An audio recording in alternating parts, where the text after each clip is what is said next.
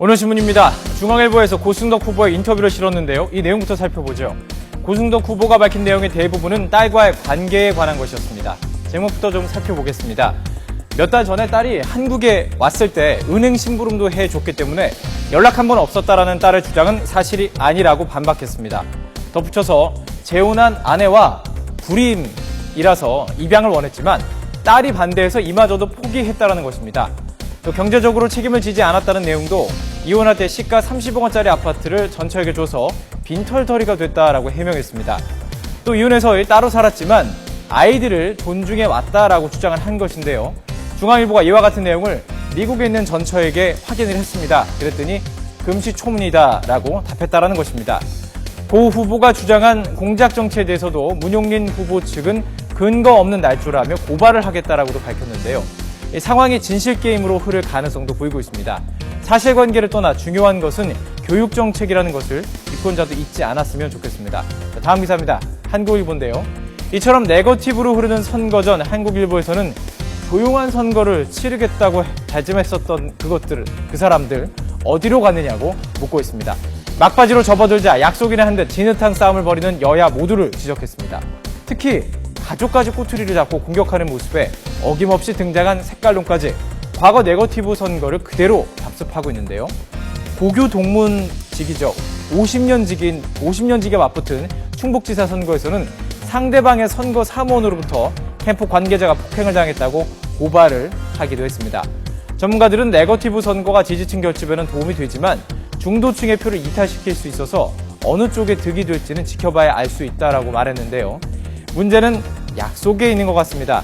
세월호 참사를 계기로 조용한 선거를 여야 모두 공언했었죠. 스스로 약속한 내용을 기억해야 할 것 같습니다. 한겨레 신문 살펴보겠습니다.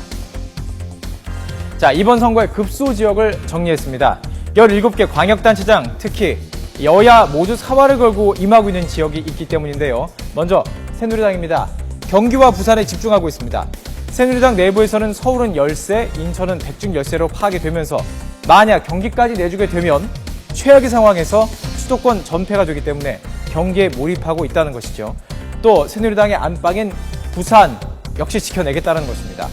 새정치민주연합은 인천과 광주를 사수하겠다는 전략입니다. 경기에서 승리를 자신할 수 없는 상황이죠. 인천을 잡아야만 2대1로 수도권의 승리를 잡을 수가 있는 거죠. 광주 지역은 특히 안철수 후보의 입지와 연결이 되어 있기 때문에 윤장현 후보의 승리에 안 대표 측은 사활을 걸고 있다는 것입니다. 자, 이제 선거 하루 남았습니다. 만평에서는 이를 어떻게 표현했을까요? 중앙일보 만평으로 살펴보겠습니다. 먼저 이 위에 글을 좀 소개를 해드리겠습니다. 유권자만 4,129만 명, 투표용지가 2억 8천만 장입니다. 비용이 8,878억 원, 또 계산을 해봤습니다. 1인당 2만 1,498원의 세금이 드는 선거죠. 그런데 깜깜이 선거라는 것입니다. 자, 유권자, 과연 후보들이 어떤 공약을 가지고 어떤 이야기들을 하고 있는지, 자질이 있는지 아무것도 모르고 이렇게 눈을 가리고 투표소로 향하고 있다는 것이죠. 그 뒤를 따르는 후보들은 이렇게 깡통을 들고 그저 도와달라며 잊지 않겠다라며 공연불만 반복하고 있습니다. 유권자도 후보들이 과연 어떤 약속을 했고 그것을 지킬 수 있는지 따져보는 현명한 판단이 필요해 보입니다. 자, 선거의 다른 기사도 살펴보겠습니다. 조선일보입니다. 재난의 순간 우리 몸에는 어떤 변화가 있을까요? 이 그림을 통해서 좀 설명을 해드리겠습니다. 우리 근력은 극대화가 됩니다. 위험에서 탈출하기 위해서 혈액이 근육으로 이동해서 힘을 보태주는 거죠. 그런데 우리 지능은 어떨까요? 피가 뇌로 충분히 가지 않으면서 지능은 거의 유아와 비슷한 IQ 80 정도까지 내려간다고 합니다. 이는 결국 위기의 순간에 우리를 구하는 것은 평소의 반복 훈련에 달려 있다는 것이죠. 순간의 판단력이 중요한 이 재난의 순간, 우리의 지능이 이렇게 떨어진다면 몸에 익은 습관의 힘이 아주 중요하겠죠. 실제로 일본은 지진 피해가 많죠. 초중고에서 불시 훈련을 수차례 갔기 때문에 많은 인명을 살릴 수 있었다고 합니다. 또 2004년 태국 지진 해일 당시 기억하십니까? 사람들을 대피시켜서 100명을 살린 10대 소녀가 있었죠.